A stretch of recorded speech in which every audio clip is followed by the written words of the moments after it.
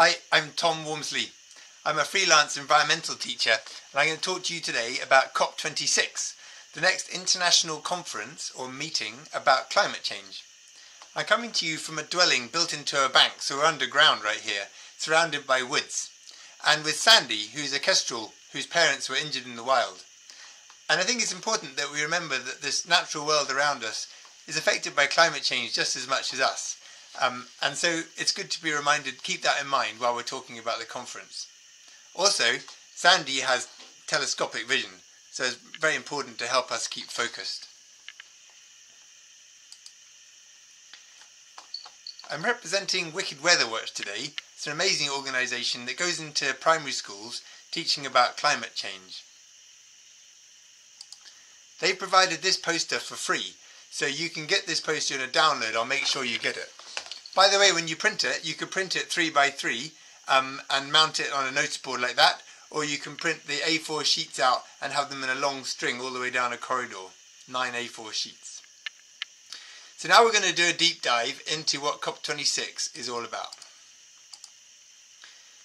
It was supposed to be last year, but now it's going to be in November, the first 2 weeks, in Glasgow. It's a UN conference, so the United Nations set it up and run it every year. This is the first time Britain has hosted it.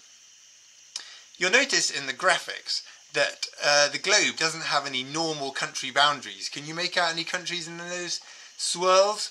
The idea is that we're supposed to be collaborating at this conference. There aren't supposed to be individual nations coming up with their own targets. We're supposed to be collaborating as much as possible. There's an immense amount of media coverage now, but it's going to get bigger. It's important that you understand the words that you see bouncing around because it's quite a complex thing. So we've got a glossary that we'll come to at the end in our poster. So what is actually COP26? So United Nations, as I said, set this up. This is the 26th one, and there are 175 world leaders are going to come to this one. It's possibly the most important meeting for mankind ever. I would challenge that, but I think it's possible. We had one 5 years ago in Paris called COP21, and at that one was the first time the world leaders in majority agreed all together to work in action together to try and reduce climate change and stop it from increasing the average temperature of the world from warming more than 1.5 degrees warmer than it was before industrialization. So this year they're going to try and work out how they could do a better job tackle that, because the problem is we've now got to 1 degree already. It's going to be difficult to keep to 1.5 degrees, but it's definitely possible. We've got the technology, we just need the political impetus. We need our leaders to stand up and do something about it. What we mustn't do is get to a 2 degree rise. The problem with a 2 degree rise is that we start to reach tipping points in some parts of the world. 3 or 4 degrees rise will result in some areas of the world becoming difficult to live in, be too hot to survive. So if we look at a 2 degree rise, we know that there will be considerably less ice. There will also be areas in the north where wildlife will struggle to exist. These are some of the areas in the world where there are going to be things called tipping points, which just means it'll be much harder to reverse. Basically impossible to reverse these shifts in either environments like Amazon rainforest or coral reefs, but it could also just be pure physics of an ice sheet melting or slipping into the sea and melting as it goes into the sea and just being too big to be able to stop it in the next 100 years or so. So this is what we need to avoid at the 2 degrees, as I mentioned before. If the average temperature goes up by 2 degrees, then we get these things called tipping points. That's what we're trying to avoid at the moment. So the UK is hosting it. They need to be inspiring. They wanted to be committed to making some changes. And so they have been, but I want to make sure we understand the detail. So 30,000 people are going to come to Glasgow. They couldn't hold it remotely because it was technically going to be too difficult.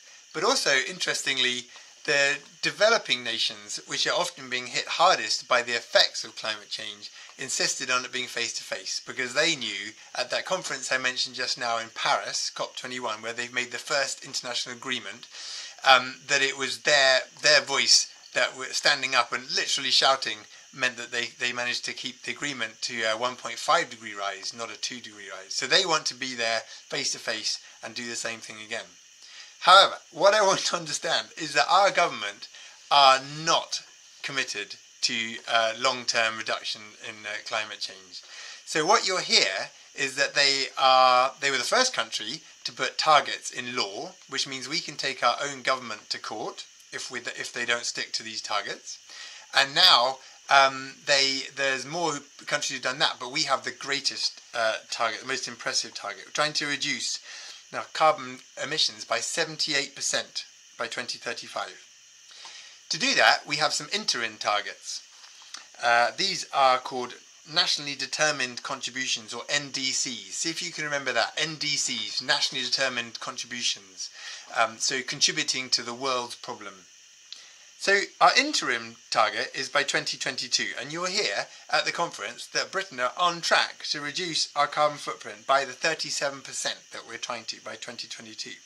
However, that's because they took all the low-hanging fruit, which is an expression to say that they did all the easy things by trying to reduce our use of coal and gas for heating and manufacturing, and that produces the most carbon dioxide. So that was quite easy. The problem is, to get to the next target, which is in 2025, and a reduction of 50%, they needed to have invested in other kinds of technology and alternative energy much more than they have now. So it's probably not possible to catch up without a ridiculously high amount of investment. Probably not possible to catch up for the next target. Don't forget, it's really important that we're still aiming for a net reduction. And that means that we can balance out carbon emissions from things like aviation, from planes flying around the world. We can reduce our carbon emissions in other areas so that it balances out. But the problem is, the emissions from those planes still has a massive effect for the 30 years it's out there in the atmosphere. And it may be that over time we found other ways to reduce our carbon footprint. But net zero is not the same as absolute zero, as Greta Thunberg keeps telling us. And that's because there's a delay in emissions having their effect, and we can't stop that. Okay, so, very special conference. There's going to be massive media attention. There's going to be climate marches around the world, especially in Glasgow and London, because we're hosting it. Some of those marches will be by climate deniers, who don't think it is something that humans have caused. Some of the marches will be banned. Even in Britain, marches are becoming less legal to do, less freedom to do them.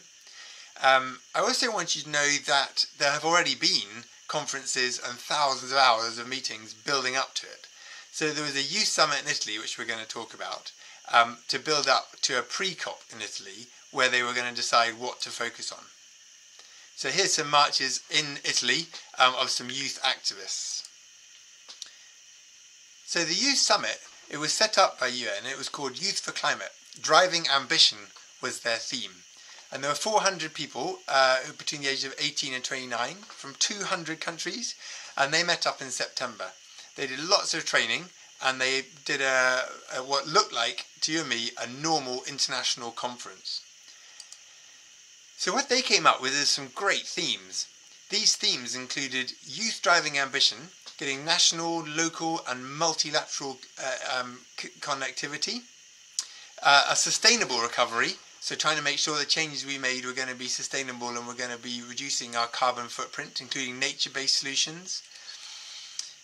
Non-state actors engagement, that means things that you and I wouldn't have thought were related to climate change.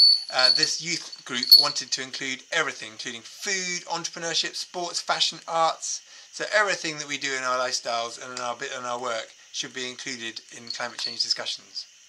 And then they wanted a climate conscious society. So they didn't want just the leaders or just individuals working on these things. They wanted educators, they wanted entrepreneurs and the media, everyone to be thinking about it. So during the conference, they're going to take the decisions and the themes that the youth conference came up with and take that into the meetings with the ministers. The youth voice from the group I'm taking up will be there as well to speak up for the young people of today. But the world leaders will eventually decide the fate of the planet. Now, there's a problem straight away there because India, Saudi Arabia, China and Brazil are not intending to come at the moment. Interestingly, they're the only people who haven't submitted their targets. Do you remember that name, NDC, Nationally Determined Contributions? They haven't sent theirs in, and all the other countries have sent them in advance. And so they need to do that before they arrive and come in good spirits to collaborate. At the moment, that's not like it's happening. They happen to be very big emitters of carbon dioxide. So that's quite tricky because if the rest of us make a massive effort, and at the moment Britain contributes 1.7% of the international carbon emissions. Doesn't seem very high, but we're still the 17th highest emitter of carbon dioxide. So we're not very big, but if all the other countries made a massive effort and put a big investment in, it wouldn't help if some of these big countries like India, Saudi Arabia and China made their contribution. And at the moment, they don't intend to even come. Hopefully they will at the last minute. Okay, so some of the other things that are going to come out of this meeting will be targets for mitigation and adaptation and the funding for it. So we'll come on to those terms in a minute in the glossary. But to mitigate against climate change, you definitely need to look at renewable energy as a way of reducing your carbon footprint. And so they'll be setting some targets, and Samoa and Papua New Guinea have already set some wonderful high targets. They're going to go for 100% renewable energy by 2030 in their country. Meanwhile, UK and EU are aiming for 40% of our energy coming from renewable energy by 2030. And that has only just been increased by 13% recently. Another thing that's going to be a big target is reforestation and stopping deforestation globally. That hopefully will be an easy target for them to reach at this conference. So we know that if you chop down a tree, that tree can no longer absorb carbon dioxide, and often it releases a lot or all of its carbon dioxide if it's burned. And so it's very important to stop deforestation and to start reforesting. So Mexico has already stated a target of 0 deforestation going forward and up to 2030. They should hit that target. Norway has banned deforestation, and that covers even the countries where they're importing stuff from. So that if the imports are coming from countries that are still deforesting, they intend by 2030 to stop importing from those countries. Whereas Cambodia wants to reforest. They want to plant up 60% of its country in forests, which is amazing. Britain used to be 80% forest. It's now 80% agriculture, so we've lost most of our forests. So coping with climate change is adaptation, as we'll look at in the glossary, and some countries have got some serious work to do. So Burkina Faso, they need to map out which towns and cities are likely to get flooded. Maldives know they're going to be flooded, and they have to move their capital to an island where it's going to be safest.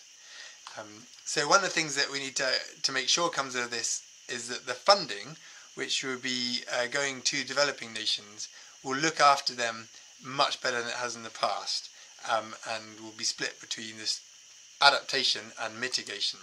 So if we look at those again, if you're adapting to climate change, that means you're on the receiving end of it, and you need to find out how you could best use technology and nature-based solutions to cope with the changes, given that they're going to keep coming for a while yet. Mitigation is trying to stop the changes happen, maybe even reverse climate change. And that's again using technology and renewable energy, better modes of transport, and just avoiding any of the greenhouse gases like carbon dioxide going into the air. So it's always important to make sure that we know what we can do ourselves. We've talked a lot about the leaders at this conference, got our fate of our future in our hands. We did vote these leaders in, at least in our country, but it's really good to look at some of the things that people can do themselves. So I've got a list here, and I like this list because you can look at what you could do in the order of the most important for saving the most amount of carbon dioxide emissions. But also it's got a minimum and a maximum. So if we look, for example, down here, if you were going to go for renewable based heating, so you were going to avoid using an oil boiler or gas boiler for your heating and use one of the more renewable kinds, that would help. But you can see here that it might help between 0.7 and 1.27. So you don't need to remember the numbers, but it's just important to know that if you went for renewable based heating and didn't insulate your house, you probably would only gain the minimum of 0.0% savings. But if you also insulated your house, it would be 1.27. So this is quite an intelligent scale where you can work out not just what is likely to be your savings, but what's the best you could do. Interestingly, just below it, you can see what our global carbon footprint is at the moment from food in blue, and from industry in yellow, and from transport in red. But what the targets need to be, what we need to get it down to, is a massive reduction in food, a huge reduction in industry, and a slightly smaller reduction in transport to reduce our carbon emissions. There's plenty of other things that you could look at to gain more information. If you wanted to take a picture of this, you're welcome, but we've also got these in the resources pack that you'll get to get more information. I hope this was a useful deep dive and that you might follow up and get more information. One of the things you could carry on to do in your class is to do your own COP conference called a mock COP, and all the resources are available through a charity, and we'll put those resources on the same place where you can download your poster and those links I just showed you on the Wicked Weather Watch page. And so what you would do here is pose little groups as different countries, and you would represent that country by answering some questions. These questions would be, are you managing to reach your targets? Are they good enough? Second question would be, do you think you could do more? You could improve on those targets? And how could you cooperate and help other countries, particularly on being more sustainable cities and energy and reforestation, looking after our oceans? So you could represent your country with those questions, and you'll find that you look at climate change internationally in a very different way. So, thank you very much from me and Sandy. Thank you for listening.